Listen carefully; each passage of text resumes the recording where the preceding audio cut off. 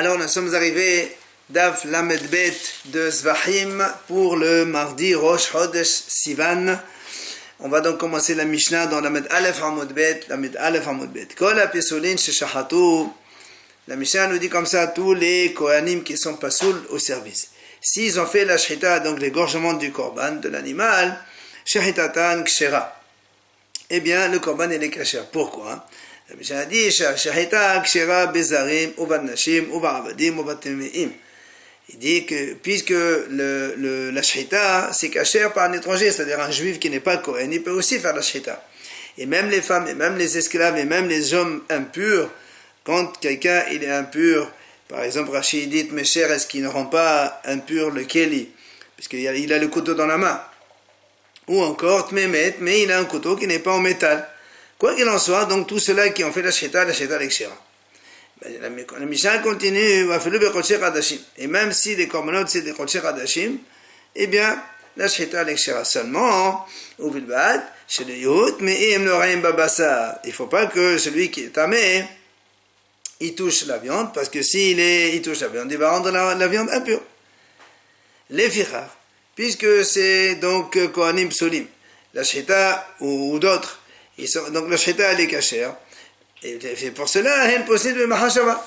Donc s'ils ont des mauvaises pensées pendant la shchita, par exemple, comme on a dit, donc pour les actes de Hosezmano, Hosemkomo, donc soit manger la viande en dehors du temps ou au dehors du Beth Amikdash ou autre, et bien tout ça, ça va invalider le korban puisque la shchita elle est valable.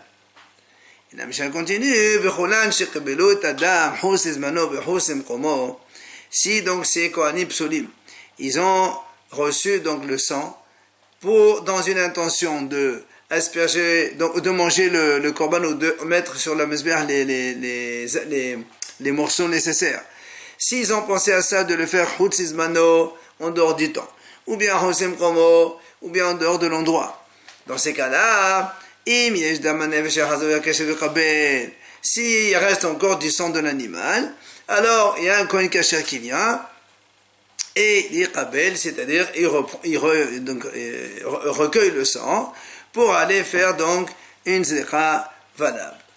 Maintenant, Qibel Kasher de Natal le Pasoul, ou encore en deuxième cas, si un Kohen Kasher il a reçu le sang et ensuite il a donné quelqu'un qui était à côté de lui mais qui était pas soul, un Kohen comme lui pas soul, eh bien il y a hazir la Kasher, donc il rend cette coupelle de sang au Kasher pour faire l'aspersion, il n'y a pas de problème.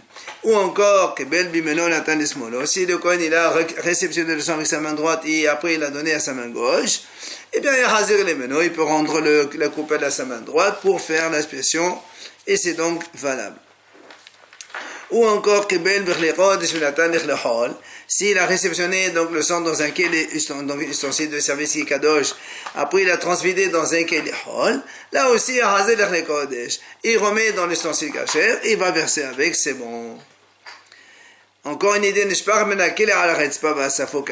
a dit déjà cette idée que si le sang il s'est renversé du keli de la coupelle, donc s'est renversé sur le sol, eh bien il l'a ramassé, le Kohen, c'est kasher, on peut encore asperger avec cela. נתנו על גבי הכבש שלא גנד היסוד, נתן נתנים למטה למעלן, ונתן למעלן למטה, ונתן בפנים בחוץ, ונתן בחוץ בפנים. אם יש דם הנפש שיחזור לקשר לקבל. Donc la Mishnah conclut donc par une idée qu'on a déjà vue. Si le Kohen il a versé le sang, au lieu de le mettre sur les coins du Mizbeach, ou sur le mur du Mizbeach, il l'a mis sur la pente du Mizbeach, ou bien sur les coins, mais chez le Kohen pas en face donc de la base du Mizbeach, ou bien au lieu de mettre le sang en bas, il l'a mis en haut, ou bien donc à partir du Hot Asikra, donc le milieu du Mizbeach, ou bien le sang qui devait être donc aspergé vers le haut, il l'a mis en bas, ou encore le sang qui devait être aspergé à l'intérieur, il l'a mis à l'extérieur, c'est-à-dire dans le Hechad, il l'a mis dans le Mizbeach à l'extérieur, ou le contraire, du sang qui devait être aspergé à l'extérieur, il l'a mis à l'intérieur. Dans tous ces cas-là, im yesh dam hanefesh, s'il reste encore du sang de l'animal, ya hazor hakasher ve'kabel, un autre Kohen, il vient et il recueille le sang pour le asperger dans sa place convenable. Et donc, le korban, il est valable. Voilà donc notre Mishnah. Bien, l'Agmara dit, shahatu. Parce que nous, on a dit, Kola Pessonim c'est Shahatou. C'est-à-dire, ils ont égorgé. Alors on a dit, si tu emploies le terme égorgé au passé, ça veut dire Di'avad in Khatrilala. Ça veut dire, a posteriori, s'ils ont égorgé, c'est valable. Ça sous-entend qu'a priori, ils ne peuvent pas le faire la Shita. Alors on objecte, on dit, ou Bishahat, Shita Bizakshira. Comment tu dis que c'est seulement a posteriori? Pourtant, même a priori, le pasuk dit Bishahat. Et Hachamim disent que la Shita peut être faite a priori par un étranger, c'est-à-dire un juif qui n'est pas Kohen. Et Shita, Keshera Bezarim, Uva Nashim, Uva Abadim, Uva Temeim, Uva Felu Bekoshera Nashim. Et donc, on sait que de là, on a appris que la Shita, donc, elle est cachère si elle est faite par des étrangers, c'est-à-dire des juifs non Kohen, ou même par des femmes, ou par des esclaves, ou par des hommes impurs, et même de leur Koshera Nashim aussi. Ah, là, on m'a dit, oui, non, là, avec Kohanim, ou bien tu vas me dire, non, peut-être que c'est parce que Veshahat, ça veut dire que c'est les Kohanim qui le font, ils ne mettent pas la liste qu'on a donnée nous. Alors, là, on m'a dit, non, c'est pas possible de dire ça. Pourquoi? Ah, tu dis, Vichim Ain Bata, d'où tu as déduit tout cela? Mais quel Hashanemal Beata, ou Benechatechat Shmodot Konatrem, le Rodev la Mesbea. Puisque le Pasuk dit, Aaron, toi et tes enfants, vous garderez évidemment tout ce qui est service du Mesbea, donc dans votre Keuna. Donc ça doit être que les Kohanim qui font ça. Alors, Yachol Av Bishchita, est-ce que la Shita aussi, donc ça doit être exclusivement des Kohanim? Tamodomad, étant donné que dans le pasuk il y a marqué Bishahat et Ben Abakar Lefnei Adonai, et après il y a marqué Ve'ekrivu Bnei Adonai Kohanim. Au début la Torah dit il égorge le bœuf, et après les Kohanim ils réceptionnent. Alors, Mekabalabalar, mais c'est qu'on a. Donc tu vois bien que si on emploie le mot Kohen seulement après, mais pas Vishahat, on n'a pas dit Vishahatu Bnei Adonai Kohanim, Ben Vishahat Kohen. Donc à partir de la réception Misvat Kehuna, c'est les Kohanim qui doivent le faire. Les mettent à la Sheheta Shekshara Bechol Adam. Tu vois bien que la Sheheta, donc, elle est valable par tout homme. Donc comment ça se fait qu'on employait le passé dans notre Mishnah qui est a posteriori, alors qu'on vient d'apprendre qu'a priori ils peuvent faire la Sheheta? Bien, l'Agma répond à Din d'Afelo le Khatchila Nami en vérité dans la Mishnah. Même les Khatchila aussi, on peut le faire. Mais pourquoi alors on employait Shahatoub, le passé qui est a posteriori? Parce que Mishum de Rabbaïn et maintenant Temeim. Comme dans la liste de ces gens-là qui font la Shita, il y a les impurs. Alors là, pour les impurs, effectivement, Del Khatchila, là. Vous avez racheté comme ça. Donc pour quelqu'un qui est un Kohen qui est impur, ou un homme qui est impur, a priori, il ne doit pas faire la Shita, parce qu'on a peur qu'il touche la viande, après il va la rendre dans le korban tamé. C'est pour ça, c'est pour ça qu'on a employé le mot Bedavad, qui est donc Shahatu au passé. Alors, viens avec moi, poser une question. Comment tu dis que un homme tamé qui a fait la Shita, c'est caché, pourtant il y a une objection. Pourquoi il y a... La Bretagne dit comme ça, c'est marqué dans le pasuk, Vesamach, Veshahat. Il y a juxtaposition des deux mots Vesamach, Veshahat. Et donc, Hachamim ils disent, Ma smicha bateorim, avsheta bateorim. Donc tu vois bien que, de la même façon que la smicha, c'est que les Kohanim qui doivent le faire, alors, ou plutôt, bateorim, c'est-à-dire que ça doit être un homme taor et pas tamé. La shita aussi, elle doit être faite par des gens taor et pas tamé. Comment tu me dis que le tamé, a posteriori, il peut faire? Alors, Hachamim disent, Medrabanan. En vérité, ça, c'est Medrabanan qu'il faut que ce soit tahor. Mais en vérité, la Torah, même si la smicha, elle est psoula par les Kohanim, la shita, elle est kshera par des hommes impurs, il n'y a pas de problème. Alors, bien, moi, dit, Mach la smicha. Pourquoi dans la smicha, tu as dit que selon la Torah, c'est uniquement des Kohanim, des hommes purs, pardon. Dirtiv, Lefnei Hashem. Parce que dans le passage, c'est marqué Lefnei Hashem. Et donc, comme c'est Lefnei Hashem, alors, ça doit être quelqu'un qui est tahor. Parce que dans le Beth Amikdash, il y a des gens tahor seulement. Alors, on m'a dit, Sheta n'a mis actif Lefnei Hashem. Mais la Sheta aussi a marqué Lefnei Hashem. Alors, pourquoi tu me dis que la Sheta peut se faire par des étrangers, puisqu'elle doit être dans le Beth Amikdash, par des hommes tmeim? Puis si elle se fait dans le Beth Amikdash, un tamé ne peut pas entrer dans le Beth Amikdash. Alors, on répond, non, dans la Sheta, c'est pas un problème. Pourquoi? Le Kohen impur, il peut rester en dehors du Beth Amikdash. Et il prend un long couteau, et il peut faire la Sheta avec l'animal qui est dedans du Beth Amikdash. Alors, on m'a dit, On m'a dit dans ces cas-là, appuyez aussi sur la tête de la bête, la smicha, ce qu'on appelle. Et puis aussi, le Kohen, il peut être en dehors du Beth Amikdash. Le monsieur impur, il peut être en dehors du Beth Amikdash. Il rentre ses mains seulement et il appuie sur l'animal. Et c'est valable aussi. Alors, on m'a dit non. Ici, c'est pas possible. Pourquoi? Parce que, bi'a, kasavad, bi'a, bimaqsad, shema, bi'a. Parce que le fait d'entrer partiellement dans le Beth Amikdash, ça s'appelle une entrée totale. Même s'il n'a pas fait entrer son corps, et ben c'est comme si qu'il était entré complètement. Et c'est pour ça qu'il n'a pas le droit de faire la smicha en étant en dehors de Beth Amikdash. Et du coup, un homme impur qui n'est pas en dehors de Beth Amikdash, il ne peut pas faire la smicha. Rav Hasda a dit, Matni Ifka, il enseigne le Hekesh dans l'autre sens. C'est-à-dire, Vesamar Veshahat est marqué dans la Torah, donc juxtaposition des mots Vesamar Veshahat. Il appuie sur la tête de l'animal, Veshahat il égorge. Il dit comme ça, Ma shita betehorin, avsmecha betehorin. De la même façon que la shita c'est des gens tahor, la smecha aussi il faut que ce soit des gens tahor. Alors il dit, Ma shena shita, pourquoi la shita il faut que ce soit des gens tahor? Parce que dirtiv levne Hashem. Comme il y a marqué levne Hashem, ça veut dire ça doit être fait dans le Beth Amikdash. Alors il dit, smecha nami ktiv levne Hashem. Alors la smecha aussi a marqué levne Hashem. Alors il m'a dit, non, c'est pas pareil. Pourquoi?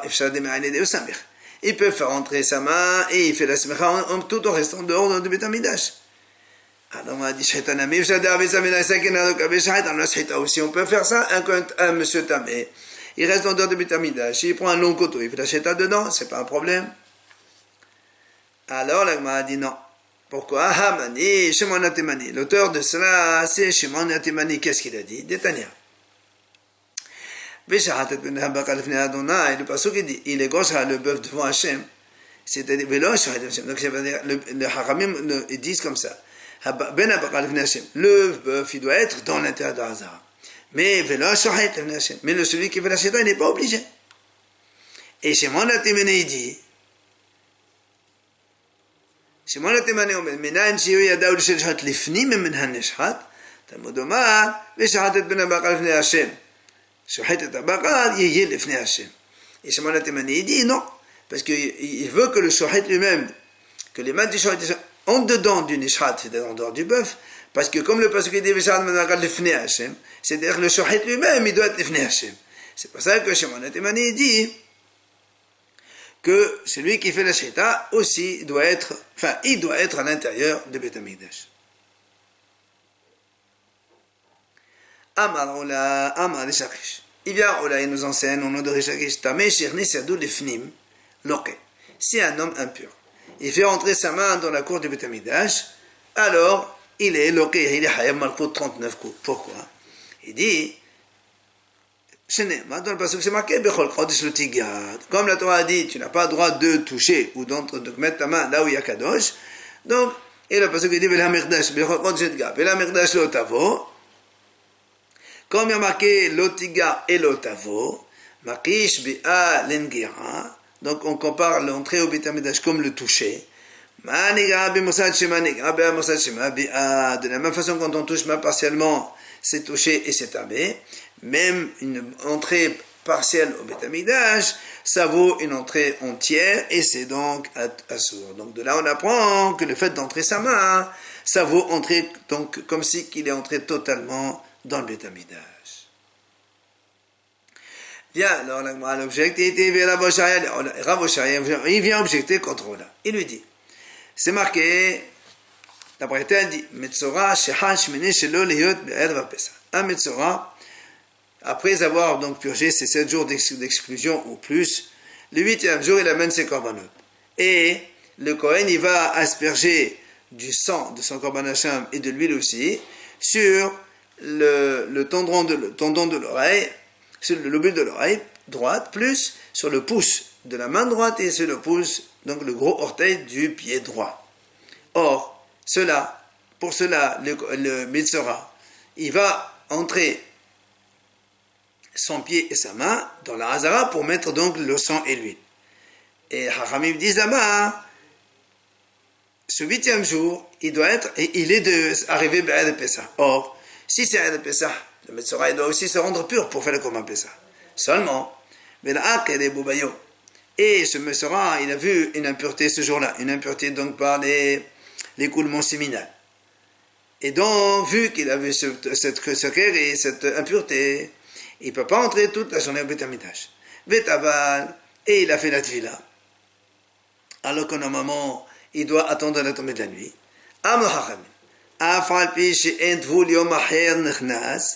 Bien qu'un autre tvulium, c'est-à-dire tout homme qui a fait le mikvé dans la journée, qui n'a pas attendu la tombée de la nuit, il n'a pas le droit de rentrer au Beth Amikdash,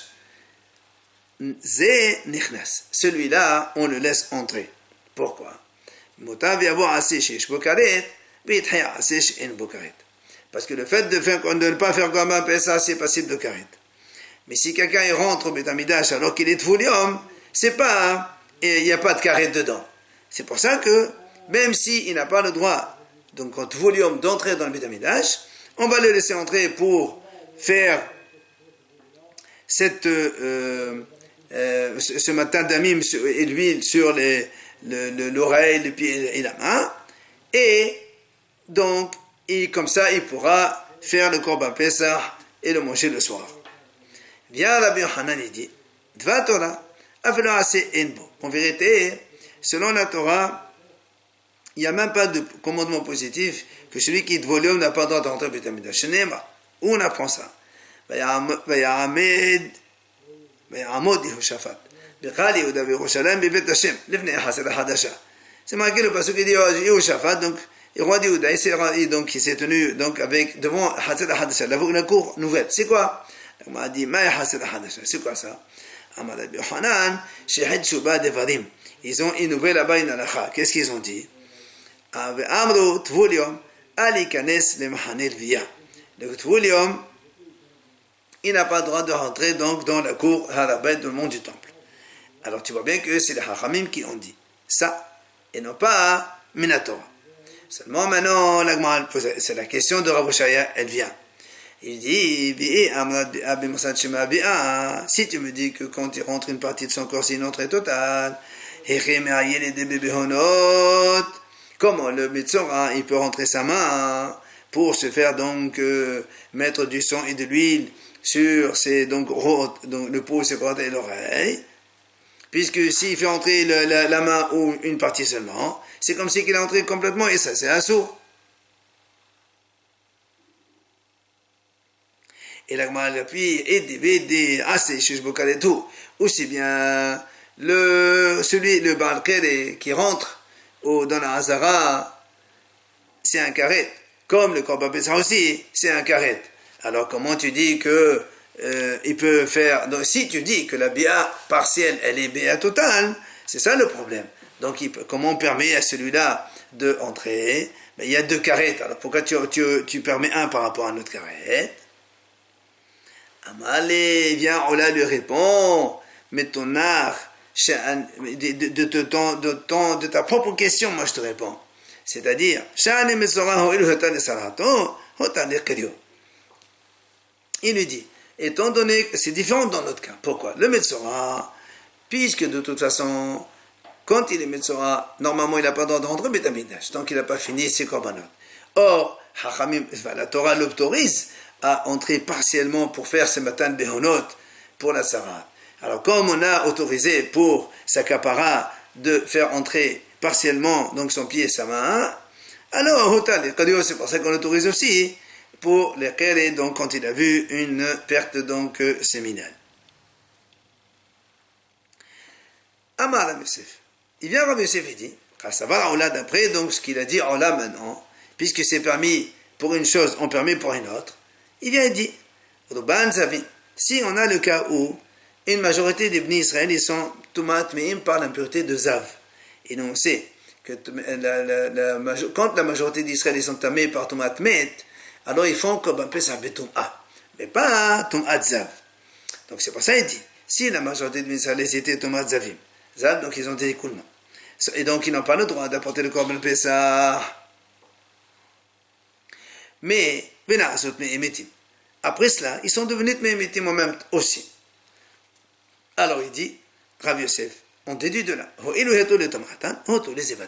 puisque en étant devenus maintenant impurs pour un mort, et donc ils ont le droit de faire le korban Pesach, même béton A, alors pour les Ziva aussi on permet. Voilà donc de ce qui découle de ce qu'il a dit Ola. Amal et Abaye, Midami, qu'est-ce que tu compares? C'est pas du tout la même chose. Tum'a Eshtirai, Zeva lo Eshtirai. Il dit, dans la Tum'a, c'est autorisé que s'ils sont tous tamés, ils peuvent amener le Korban Pessah même s'ils sont tous tamés. Mais dans le Zeva, ils n'ont jamais été autorisés. Alors comment tu veux toi qu'au début qu'ils étaient ça, ils n'avaient pas le droit. Maintenant qu'ils sont encore plus tamés, ils s'autorisent encore. C'est pas la même chose. Alors il lui répond, il dit non, peut-être que il lui dit peut-être qu'en fait tu voulais dire dans l'autre sens, c'est-à-dire il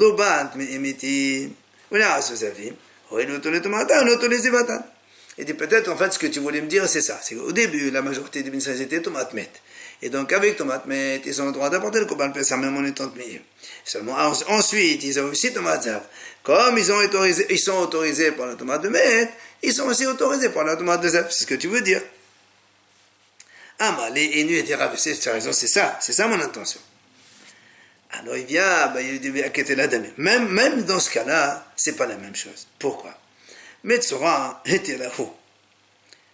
Inu était donc, des royahi, et dit pour le Metzora, c'est la Torah qui a autorisé. Donc, puisque la Torah l'autorise pour la Metzora,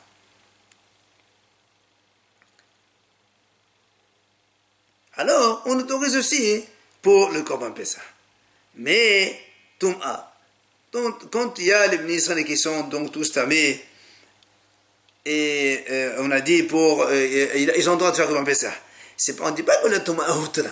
Là-bas, c'est des Houya. À cause du Korban Pessah, on met de côté, on met de côté l'impureté. Alors il dit des Houya, peut-être pour un, on repousse, mais pas pour le Zav.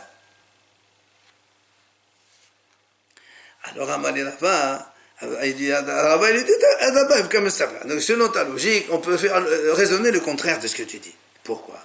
Il dit, Metzora hetelahu, leha eshtelai, ou leha lo eshtelai. Donc, adehoyahu, maleha dehoya malestedahiyot. Il dit, pour le Metzora, comme c'est une autorisation de la Torah, alors moi je peux te dire que c'est autorisé pour le Metzora, mais c'est pas autorisé pour le Korban Pessah, même si après le kéré qu'il a eu. Par contre, comme la Touma, c'est quoi Touma? C'est pas une autorisation. On te dit, on met de côté une Touma. Alors que tu mets de côté, c'est pareil. Qui dit que tu repousses une tomate met, ou que tu repousses une tomate met plus une tomate zev, de toute façon, ce n'est que repousser. Alors on pourrait le faire.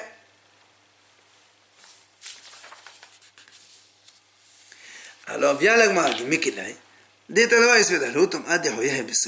selon, donc, ce qu'on vient de dire maintenant entre Abaye et Verava, que chacun il a une version différente, mais dans tous les cas, tous les deux sont d'accord que la Touma, c'est-à-dire que quand il y a une tomate Sibour, qu'on a dit nous que les bénis Israël ne peuvent apporter le Korban Pessah même s'ils sont Tme'im, c'est ce qu'on appelle des Houya et pas Hutra, puisqu'on a vu qu'il y a une mahloket entre Hachamim, est-ce que la Touma elle est Houya ou est-ce qu'elle est Hutra? Selon ce qu'on vient de voir à Berava, on conclut que c'est plutôt des Houya repoussés et pas Hutra autorisés.